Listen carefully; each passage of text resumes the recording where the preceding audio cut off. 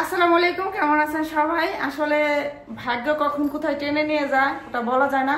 কোনোদিনও প্ল্যান ছিল না আজকে এই মুহূর্তে চট্টগ্রাম যাব, কিন্তু হঠাৎ করে বিকালে ডিসিশন হয়েছে যে চট্টগ্রাম যাইতে হবে।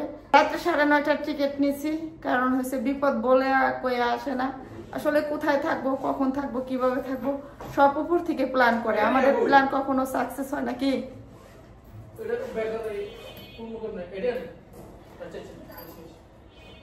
ওটা লাগে দাও, খালি রাখো। তো ছোট একটা ব্যাগ গোছাইছি, বেশি থাকবো না, এক সপ্তাহের মতো থাকবো ওখানে।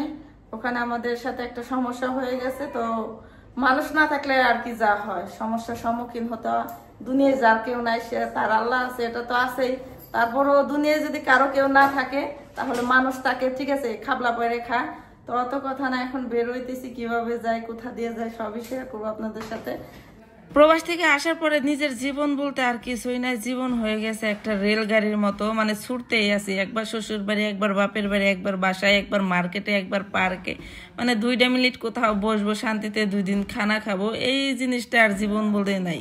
একটা জিনিস খুবই ভালো লাগে, গ্যাস আছে, লিফট আছে, এই 2টা জিনিস আমাদের কাছে খুবই প্রিয়।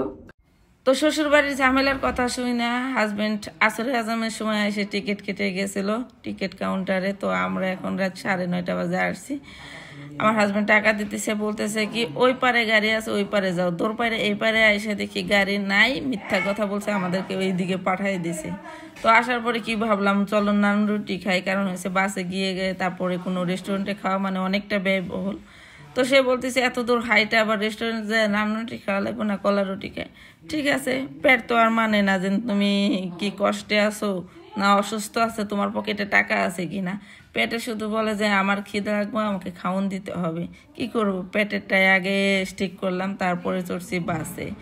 আমাদের মানে স্লিপার বাস দিতে চাইছিল উপরে সিটে, আমরা নেই, কারণ হয়েছে অনেকটা ব্যয়বহুল। চট্টগ্রাম থেকে আসা যাওয়া, অতটা টাকার মালিক হয়নি, গরিব মানুষ। এই যে বৃষ্টি নামতেছে, ওয়েদারটা খুবই সুন্দর। তারপরে অনেকটা দূর চলে আসছি, ঘুম থেকে উঠে আমার হাজব্যান্ডের সাথে একটু কথা বলতেছি। যাই হোক, আলহামদুলিল্লাহ এই বিপদের দিন আমার হাজব্যান্ডের পাশে থাকতে পেরেছি। উনি আমাকে আনবে না, বলতেছে আমি একাই যাব।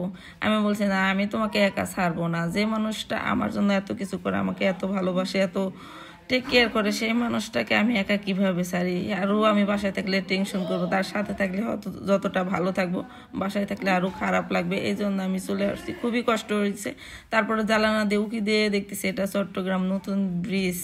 তো এখানে এসে ভাবলাম যে না, দেখতে দেখতে শ্বশুরবাড়ি পৌঁছে গেলাম, আসলাম। তারপরে চিন্তা ভাবনা করতেছে এখন কি করব, কেমনে আবার বাসা পর্যন্ত পৌঁছাবো, সিএনজি পাবো কোথায়। তো আমার হাজব্যান্ড রেস্টুরেন্টে নেমে কিছুটা খাওয়া দাওয়া করে তারপরে আবারও সিএনজির খোঁজে গেল। যাই হোক, আমি ওয়েট করতেছি সিএনজির জন্য। চট্টগ্রাম আসলে আপনারা আর কিছু পান বা না পান, অ্যাভেলেবেল সিএনজি পাবেন। দাঁড়ায় রয়েছে মাথা উঁচু করে, এটা চট্টগ্রামের ঐতিহ্য আমি বলবো। তারপরে শ্বশুর বাড়ি আসলাম।